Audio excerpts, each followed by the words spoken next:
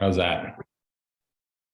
Hi, everybody. Welcome to Busy Living Sober. Busy Living Sober. Busy Living Sober. It's Wow. episode 266. You get a new twist on that song. I know at the end I go, sober. Very nice. It was fun because I'm gonna put I'll put my baseball cap backwards too, so we can be like the backwards baseball Cool. cap people. We were at a party this weekend with some songwriters, and I'm talking to them about actually doing a song for Busy Living Sober. How Really? cool would that be for Busy Living Life? I know a good song. You do 99 bottles of beer on the wall. Yeah, I don't think that's a good one considering we're sober. All right. But we are going to start having guests that aren't sober, and we're going to start just having some more busy living life, but that will be coming soon. But these are going to be interesting people. Interesting people. With interesting lives. With interesting lives. Nice. For busy living life. Interesting lives on busy living life. It'll probably be by around the first of the year, I'm thinking, by the time I get it all put together. Okay. Something to look forward to. Something fun. There you go. Yeah. Never a dull moment. Nice. Nice stuff. Uh-huh. So we had a big week. As we do. The beginning of October is always big for us. Why is that? Well, let's see. Oh, that's right, because it's your birthday month. Well, not only that. It was Bizzy's birthday yesterday. Yes, it was. But what was Sunday? Sunday was my AA anniversary. Okay, it was your sober anniversary. It doesn't have to particularly, because we don't always have to use a. But that's what I use. So Okay. Sorry. All right, so there I'm you not go. politically correct. You're not. What can I say? So he had 23 years of sobriety, continuous sobriety. Correct. That's a lot.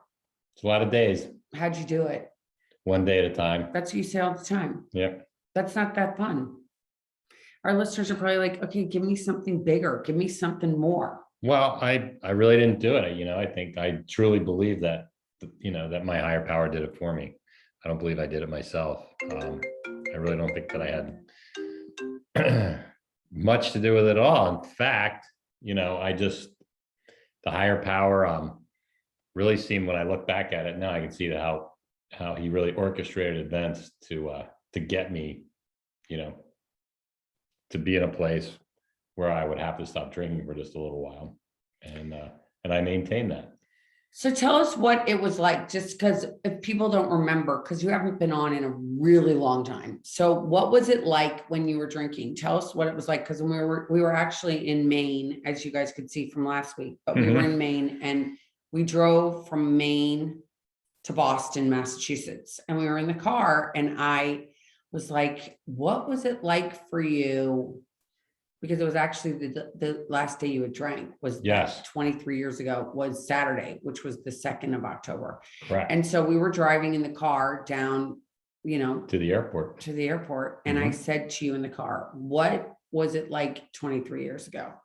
And so why don't you tell us, because I'm sure there's people out there that might be listening that can say, what was it, what happened, and how did you make it work so that you could get 23 years? Well, my thing with my drinking was that I spent years and years and years trying to figure out how to do it successfully. It says in the literature that I like to read, it talks about, the great obsession of every abnormal drinker is that he can control and enjoy his drinking. And, I didn't know that I was doing that, but that's what I kept doing. I don't have an off switch. I didn't realize that. And, so I would go out and, time after time after time and try to figure out like this time I'm going to not be in a blackout. This time I'm going to come home at a decent hour. This time I'm going to do this. This time I'm going to do that. But I kept kind of, the same thing kept happening over and over and over again. And, the reason being is, turns out I'm an alcoholic. I didn't know that. I didn't think about it. And I never thought about stopping drinking. I never thought about maybe I should stop. I just always kept thinking I'm just not doing it right. I'd try something different, which I kept doing. And I was spiraling. It was getting worse and worse. consequences were getting troublesome. And in fact, the last time I went out, that last day that I drank, I really was one of those days where I had a day off of work. I was going to go play golf with this guy that I did business with. And I really thought, okay, we're teeing off early. This is great. Play golf. We'll have lunch, and if we have lunch, we'll have a drink or two, I'll have a couple beers, and then, I'll be home. I'll be back by 2 o'clock in the afternoon, and I can spend the afternoon doing stuff around the house, hanging out with the kids, whatever was sort of my plan in the back of my mind. But being a person without an off switch, didn't happen that way, because we played golf, we had lunch, and we just kept drinking. The guy that I was with at the time was also a very heavy drinker, and we drank and drank and drank. I ended up in a blackout. I ended up getting arrested for DUI, and all this stuff happened like before 8 o'clock at night. It was crazy. Like I was picked up, booked. Somebody got me from the station, took me back to the house, and at that point in time, I still wasn't thinking that I should quit drinking, but I knew that I was on very thin ice in a lot of different ways. And so, what I did was I got a little proactive. I talked to legal counsel. I found out in the state that I was in, what the process was and what I'd have to do. Because I was arrested for DUI, and you had to do a couple different programs and this and that. And I thought, okay, I'm going to do all this stuff, do all these programs before I even go see the judge, and he'll think I'm a Boy Scout, and, it'll all blow over and it'll be fine. And so what happened was I went to this outpatient thing that they made everybody do in my county at the time. And I met with this therapist who, said, are you serious about getting sober? I don't know what to say. So I said, yeah. And she handed me a meeting list, and she said, well, good, because we can't help you here, but these people can help you. And so if you're really serious, you will have gone to a meeting before you see me next, which is day after tomorrow. And, it's funny, ironic, where I lived at the time, I had this big, long driveway. And on this side of the driveway was a bar that I went to all the time. And on this side of the driveway was a church that I'd never been to in my life. And I looked at that meeting list, and wouldn't you know that they have a meeting in that church one night a week. And it was the night before I had to go see this lady again the next day. So that was my first meeting that I went to ever. And I haven't had a drink ever since then, in spite of my best efforts. And I wasn't planning on not drinking. I wasn't planning on quitting. I wasn't planning on doing anything. I was just planning on letting the heat die down a little bit. And so maybe I've been just doing that for the past 23 years. I don't know, but I really believe that the higher power put me there and made circumstances such that I knew it was in my best interest to not pick up for at least a while. And what he did, there's a couple of things that they say is like, don't leave before the miracle happens. And they also say, that you need to hear what you need to hear. And, and it took a while, but I finally heard it. I heard this guy say, if you don't drink, you can't get drunk. And I was like, oh my God, that's the answer. That's the thing I never tried, right? Because I was always trying to not get drunk. And, but I never tried not drinking. And I realized I had been not drinking for months and months and months, and I hadn't been drunk that entire time. It just all came together for me in that instant. And now I'm going to bring up some things that might be a tough question. Mm-hmm. So if we were to fast forward to 2022, okay, 2021, where we are today, what has gone on from COVID, and knowing that a lot of people are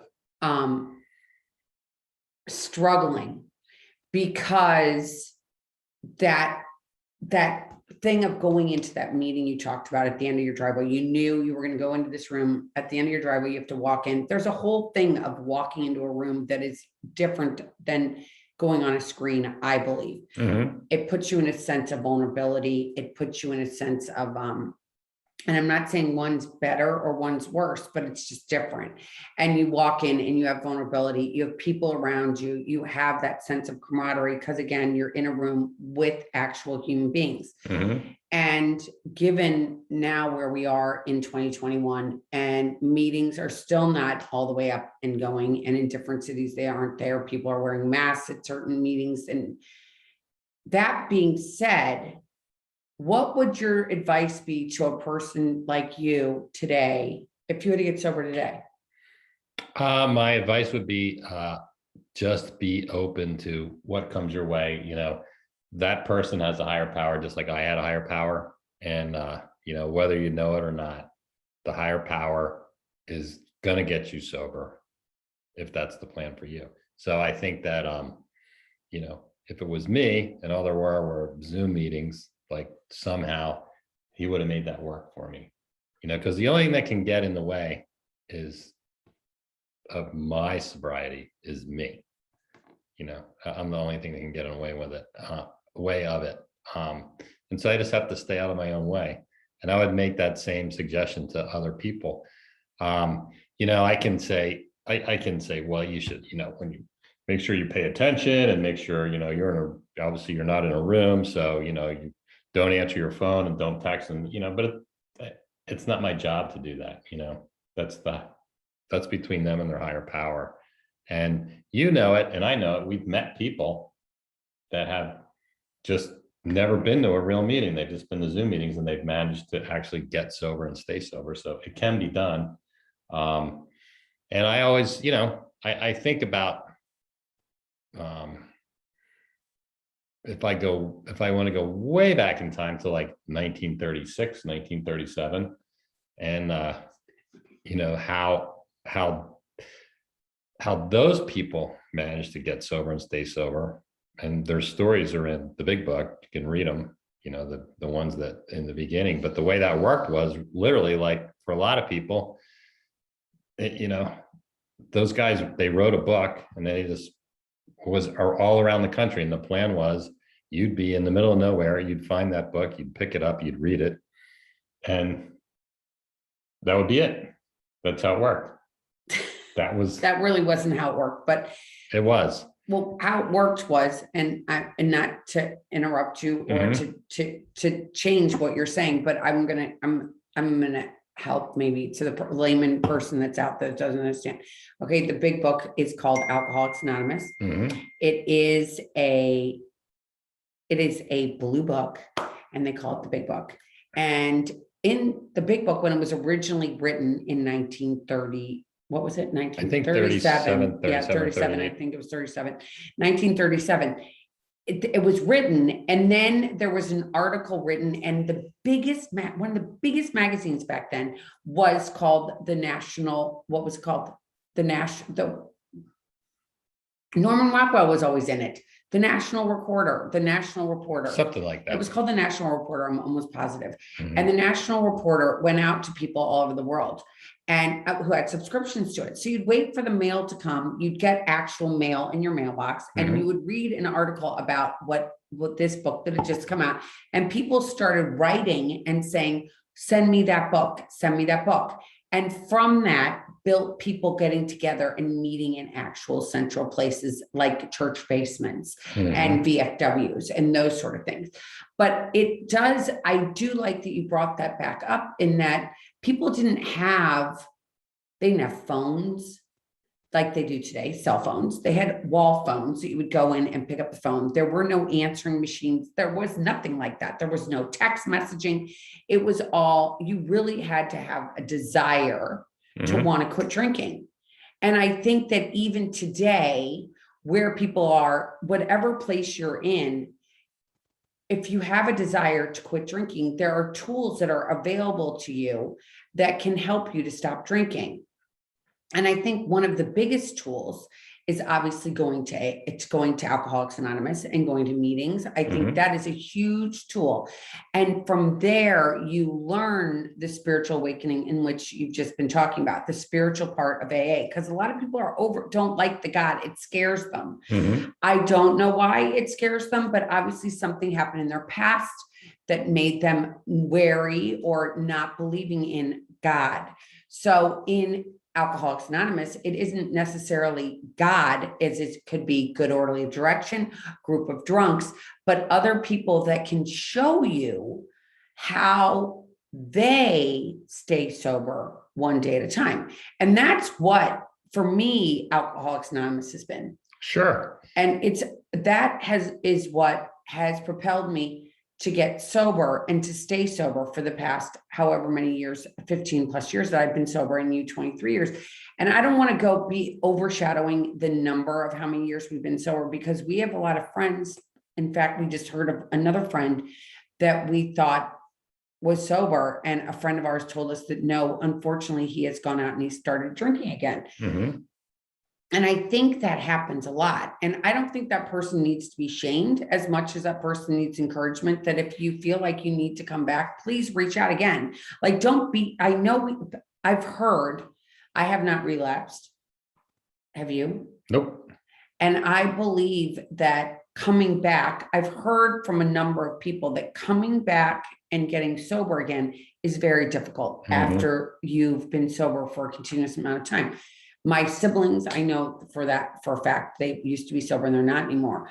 I think that the challenge is so ego driven, meaning easing God out. And it's all about, oh my God, what's everybody going to think about me? What's everybody going to say? I used to be sober and now I'm not sober. And what are your thoughts on that?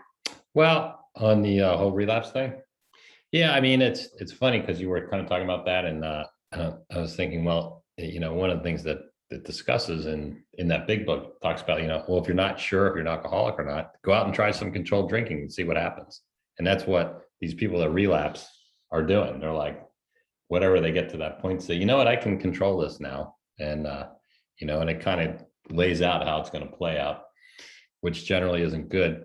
And I do believe that you're right, that people that have been in the program for a long time do have a hard time coming back. The ego does get in the way. And I think a lot of it is like, well, how am I going to hold my head up when I used to think, all right, I have all this time and these people only have this little bit of time. So I'm kind of like the expert or whatever. And well, now I'm back to square one. And, that's why I really don't celebrate my time that much, because it's just another day and anything can happen. And I'm not better than anybody else.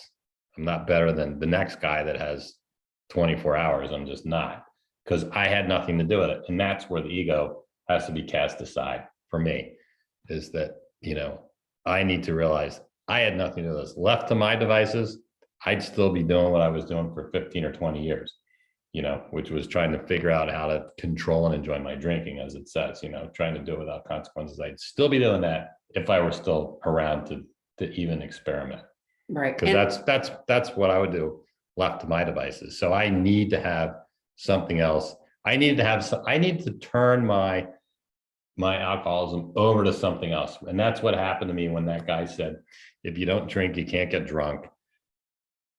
Somehow I was able to turn my alcoholism over to God, to a higher power, and just say, you know what? This isn't my fight anymore. It's your fight now. You can do it for me. I'll do what I need to do. But I lose every time I get in and try to do that fight. I lose. And I haven't lost once since I gave up the fight and let something else do it for me. Well, I think the big thing you just mentioned is fight. And I think that one of the big things about getting sober is finally laying down that fight. It's kind of finally getting to the place where, you know what, I'm fighting this uphill battle, because alcohol is a liquid. Now, this is a LaCroix, but it's a liquid in a can or in a bottle. And it's a spirit. So it changes you. and you get into this verbal fight with it, an emotional fight with it in your head. Like, should I have it? I don't want to have it, but everybody else is doing it. So how am I going to be okay? Because everybody in our communities is doing it. Everyone's doing it. And I'm in this fight because I want to be like everybody else, and I want to be able to drink like everybody else. But for some reason, every time, like you just described, every time, I don't think it was every time, but most times you were in trouble were due to the alcohol that was in the can or in the bottle. Mhm. And why couldn't you be, and I hate this, normal, which I think is Wonder Bread. Nobody's normal. I am definitely not normal. It's not normal. But white bread is normal. It has got just the brown on the sides and it's white. It's got no, and I'm all about having multi-grain, 12 grain. I talk about it all the time in the podcast. But I think that when we get in this battle, that we want to be normal, and now there's something wrong with us because we're not normal and we can't partake like everybody else does, which makes us less than. Mhm. Yeah, I can see that, and I definitely, I can tell you that for me, my biggest problem was when I stopped drinking at the beginning there, was that I'd been drinking for a long time, and I didn't know how to like exist without drinking. Like I didn't know what to do. I didn't know how to talk to people. I didn't know anything, because everything I did, revolved around drinking in some fashion. So I could say, oh, I like to ski. Oh, I like to cook. Oh, I like to play golf. Oh, I like to cut the grass. But it was all like an excuse for me to be able to, have a couple cocktails while I was doing it. Turns out, I didn't know it at the time, but it turns out that was the case. And, the most important fact that I always need to remember is what I said earlier, is that I don't have an off switch. You know, Normal people, like you said, like they have an off switch, and I see it all the time. I watch people that have half glass of wine and they're fine and they're done because that's all they wanted. And but I don't. JF doesn't have an off switch, so it would take monumental effort on my part to have a half a glass of wine and say, okay, I'm done. Um, and it wouldn't last long if I were trying to do that. And it's not my fault. And it's just the way I am, you know. Um, and I have to say, like, God made me. I didn't make me. And he made me for what he made me, like that for some reason. And that's okay. I'm fine with that. But I wasn't fine with it at the beginning. I thought, oh my God, like, everybody, they're gonna, like, if people see me not drinking, what are they gonna say? And it never occurred to me, like, oh my God, like these people were probably saying, thank God, look, he's finally not drinking. He's such a pain in the ass. But I didn't know, I didn't know. I And think, now I do. and I think that's something I like to talk about a little bit more, is how hard the beginning is. I don't want to belittle how hard the beginning is. The beginning of getting sober is very hard. I had so much shame about getting sober. I was like, oh my God, now I'm an alcoholic, and an alcoholic like hangs out underneath the freeway. It was not like somebody that was actually living a productive life. And I think the reason, and I'm going to see if you believe this too, I think I was just asked, and I'm just going to talk about this for 2 seconds. So I'm being featured in a magazine, and the magazine said, what book would you recommend to any alcoholic out there? And for me, it was the book of Alcoholics Anonymous that you've mentioned, because in that book, it describes what I felt as an alcoholic.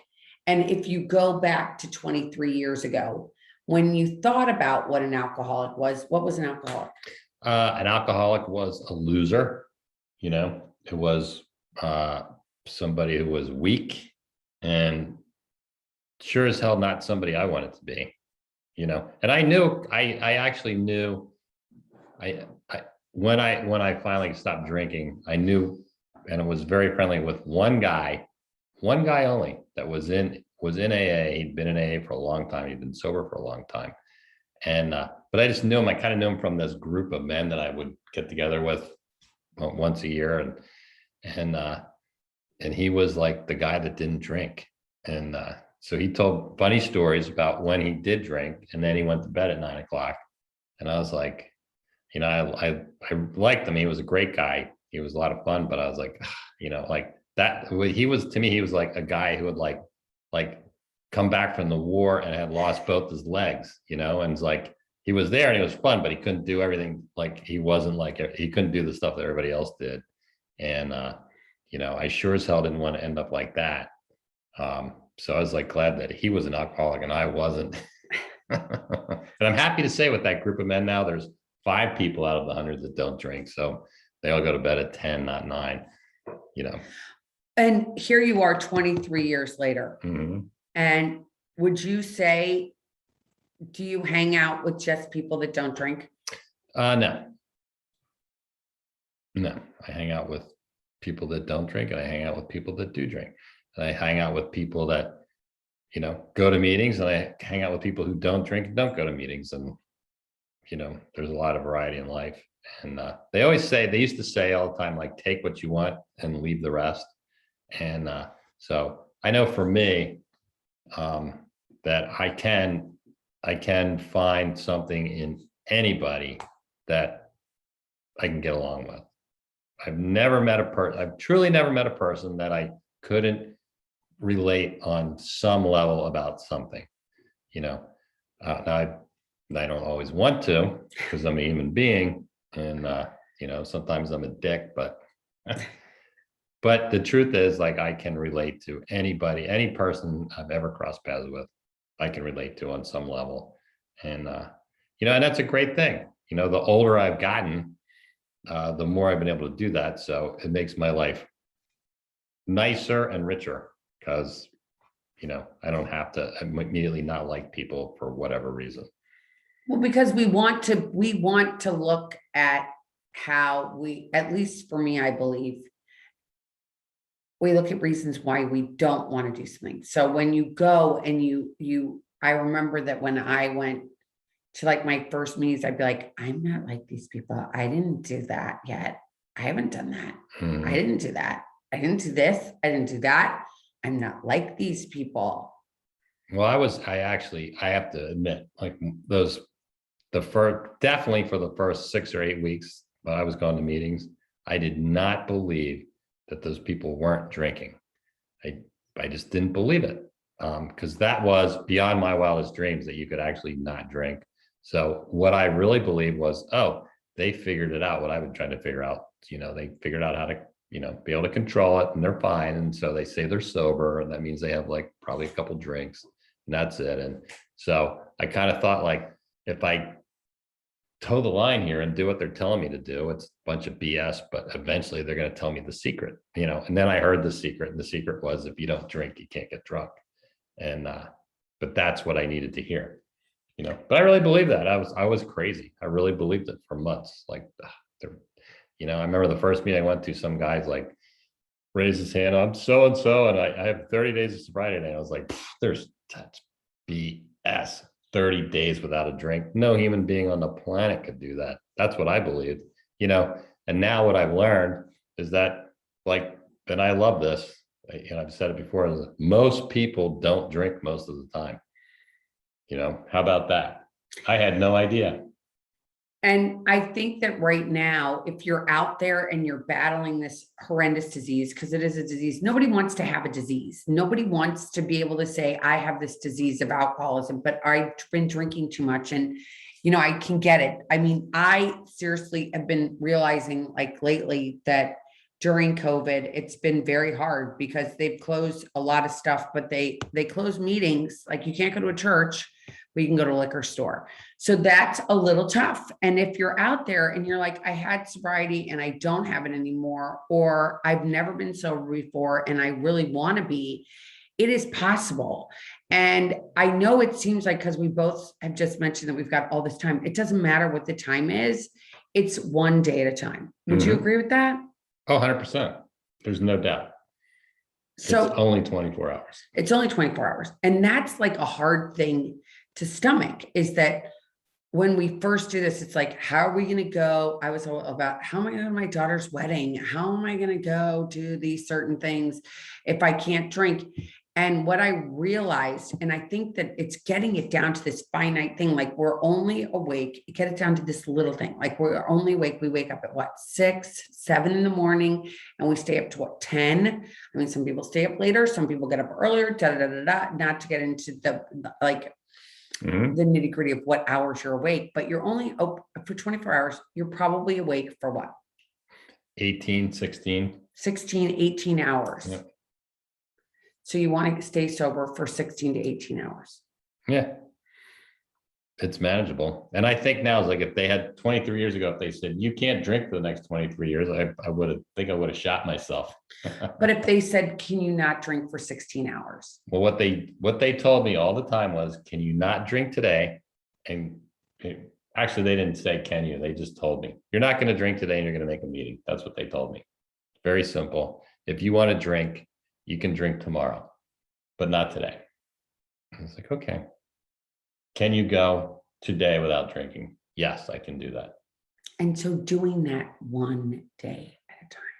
Well, then I didn't have to worry about it, because that's my focus has to be, it's just for today. That's it. And I will wake up tomorrow and it's a different day. Because I can't, for me, I couldn't lead myself down, because this is what a lot of people say. They go, you say it's one day at a time, but that's not true. It's for the rest of your life. And I'm like, I had to let go of that notion. Like, I don't think about that. And it works, obviously. So I want to say thank you for coming on again. Thanks. JF hasn't been here in months. Thanks for having me. But thanks for coming on. Thanks for saying yes. If somebody's out there and they said, all right, what have you done consistently, the same thing that you have done? If there's one thing, maybe there isn't, that you have done for the past 23 years and 3 days. It's 23 years and 3 days. Let me finish. 23 years and 3 days. What have you done consistently for those 23 years and 3 days? Well, I can tell you the one thing I've done consistently is I have not picked up a drink. That's what I've done consistently. But nothing else. Well, the other thing I've done, but it hasn't been for 23 years and 3 days. See, I had this guy, Pete, that about a month into, being sober, of not drinking, he told me that I should every morning pray and ask God to keep me sober just for today. Just for today, not for the rest of my life, not for the rest of the week, just for today. And so I've been doing that every morning for 23 years and 3 days minus a month, whatever that is. So that's as easy as it is. Just say, and if you don't believe in God, which he didn't really believe in God then, did you? I didn't. I was very wishy-washy, yes. But it didn't matter, because Pete said, just pray. And he asked me when he said, do you pray? I said, no. And he didn't say, why not? He said, do you think it would hurt you? And I said, no, I don't think it would. And he said, fine, then you just pray every day. And you're just going to pray. Doesn't matter. Just do it. And he was right. So I followed Pete's advice, and I was praying to nothing for the longest time. It really was nothing, but over time it became something. Thanks again. Sure. Congratulations. Yeah. Love you. Love you too. All right, everybody. That's it for this week. There we go. We'll see you next week. And if you need any questions, want to reach out, you can always reach out to Elizabeth at elizabethchance.com. That's really easy. Or Bizzy, B-I-Z-Z-Y, at buzzylivingsober.com. Both will get to me. And remember that you are not alone. Reach out. We love you. Thank you for all of our followers. We really are. I am so grateful for all the followers out there. Big kisses. Thank you so much, and have a fabulous day, and keep getting busy living Sober. Bye, everybody. Take Bye. care. See you soon.